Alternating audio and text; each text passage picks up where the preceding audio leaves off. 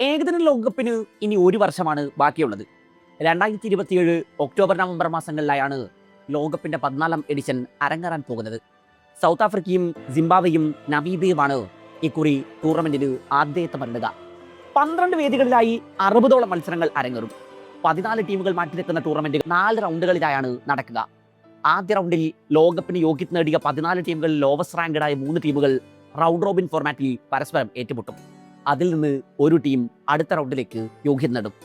രണ്ടാം റൗണ്ടിൽ ആകെയുള്ള 12 ടീമുകളെ 2 ഗ്രൂപ്പുകളിലായി അണിനിരത്തും. ഓരോ ഗ്രൂപ്പിലെയും ആദ്യ 3 സ്ഥാനക്കാരും 2 ഗ്രൂപ്പുകളിൽ നിന്നുമായി മികച്ചൊരു 4ാം സ്ഥാനക്കാരും അടുത്ത റൗണ്ടിലേക്ക് യോഗ്യത നേടും.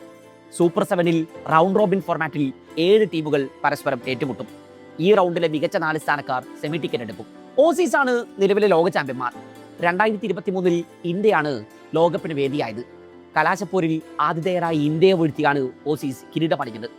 2011 മഹേന്ദ്ര സിംഗ് ധോണിയുടെ ക്യാപ്റ്റൻസിയിലാണ് ഇന്ത്യ അവസാനമായി ഒരു ഏകദിന ലോക കിരീടം സെൽഫിലെത്തിച്ചത്. അന്നും ഇന്ത്യയാണ് ടൂർണമെന്റിന് വേദിയായത്.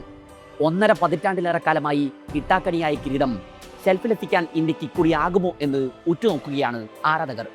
ഈ കാലയളവിനിടയ്ക്ക് ഇന്ത്യ കുട്ടി ക്രിക്കറ്റിൽ 2 വിശ്വകിരീടങ്ങളും 2 ചാമ്പ്യൻസ് ട്രോഫിയും ഒക്കെ സ്വന്തമാക്കുന്നുണ്ട്. വിരാട് കോഹ്ലിയും രോഹിത് ശർമ്മയും T20 ടെസ്റ്റ് ഫോർമാറ്റുകളിൽ ദേശീയ കുപ്പായം അഴിച്ചു കഴിഞ്ഞു. ഇരുവരും ഇനി അവശേഷിക്കുന്നത് ഏകദിന ഫോർമാറ്റിൽ മാത്രമാണ്. അടുത്ത ലോകകപ്പിൽ ഇരുവരും ടീമിൽ ഇടം പിടിക്കുമോ എന്ന കാര്യത്തിൽ അന്തിമ തീരുമാനമെടുക്കേണ്ടത് BCCI ആണ്. ഇന്ത്യൻ ബോളിംഗ് ഡിപ്പാർട്ട്മെന്റ് വലിയ ക്രൈസുകൾ അനുഭവിക്കുന്ന കാലത്ത് ഭുവനേശ്വർ കുമാർ, മുഹമ്മദ് ഷമി തുടങ്ങിയവരെ തിരികെ വിളിക്കുമോ എന്ന് കണ്ടറിയണം.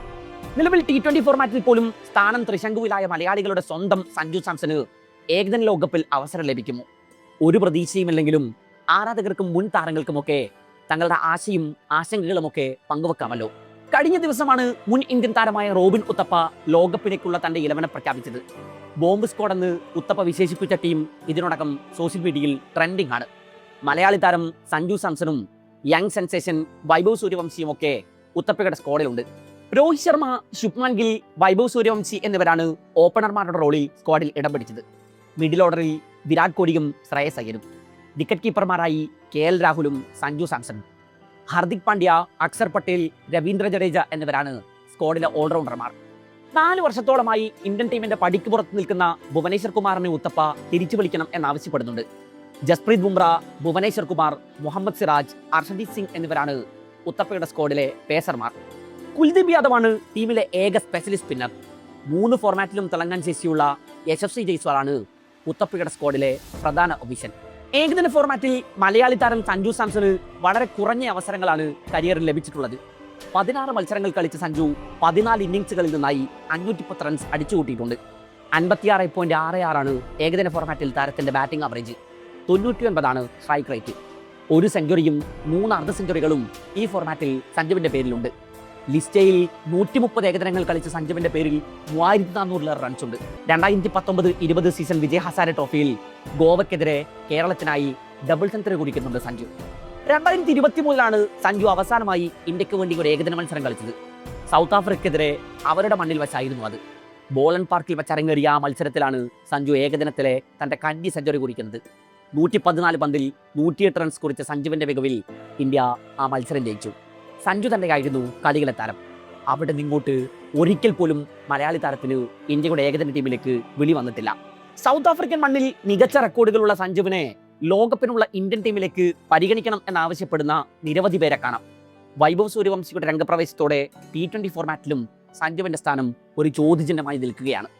ഭുവനേശ്വർ കുമാർ അവസാനമായി ഇന്ത്യൻ ദേശീയ കുപ്പായം അണിഞ്ഞത് 2022 നവംബറിലാണ്. അതിനുശേഷം നീണ്ട 4 വർഷക്കാലം ദേശീയ ടീമിന്റെ പടിവാതിൽ കണ്ടിട്ടില്ല ഭുവി. കഴിഞ്ഞ IPL-ൽ ബംഗളൂരുവിന്റെ കിരീട നേട്ടത്തിൽ നിർണായക റോൾ വഹിച്ചിരുന്നു താരം. 16 മത്സരങ്ങളിൽ നിന്ന് 28 വിക്കറ്റുകളാണ് ഭുവി പോക്കറ്റിലാക്കിയത്. 21 ടെസ്റ്റുകളിലും 121 ഏകദിനങ്ങളിലും 87 T20 മത്സരങ്ങളിലും ഭുവനേശ്വർ ദേശീയ കുപ്പായം അണിഞ്ഞിട്ടുണ്ട്. ടെസ്റ്റിൽ 63 വിക്കറ്റുകൾ, ഏകദിനത്തിൽ 141 വിക്കറ്റുകൾ, T20-ൽ 90 എന്നിങ്ങനെയാണ് രാജ്യത്തിനായി ഭുവിയുടെ വിക്കറ്റ് നേട്ടങ്ങൾ. 2022 T20 ലോകകപ്പിന് ശേഷമാണ് ഭുവനേശ്വർ ഇന്ത്യൻ ടീമിന്റെ പടിക്ക് പുറത്താകുന്നത്. അവസാനമായി കളിച്ചത് വിശ്വവേദിയിൽ ഇംഗ്ലണ്ടിനെതിരായ സെമി പോരാട്ടം. ഇന്ത്യ തോറ്റ ആ മത്സരത്തിൽ 2 ഓവറിൽ 25 റൺസ് വിട്ട് നൽകിയ ഭുവിക്ക് വിക്കറ്റുകളൊന്നും സ്വന്തമാക്കാനായിരുന്നില്ല. അതിനുശേഷം ഇതുവരെ താരം ഇന്ത്യൻ ജേഴ്സി അണിഞ്ഞിട്ടില്ല.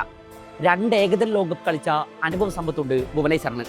2015-ലും 2019 ഭുവി ടീമിലുണ്ടായിരുന്നു.